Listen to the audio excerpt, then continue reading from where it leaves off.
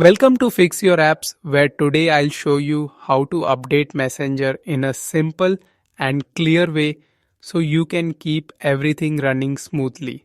This video will guide you through each step so you never miss an update. Now, let's get started. Step 1. Unlock your phone and open the Play Store or the App Store depending on your device, and make sure you are logged into your account. This is important because the store needs your account to check your installed apps and allow updates. Once you confirm you're signed in, you'll be able to manage all your apps easily.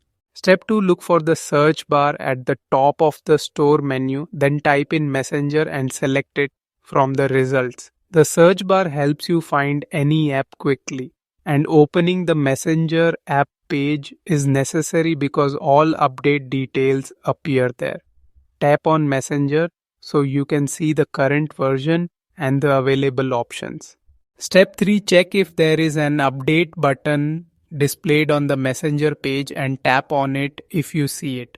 This button appears only when a new version is available, and tapping it will begin the updating process automatically. If you only see an open button, that means your Messenger app is already updated to the latest version.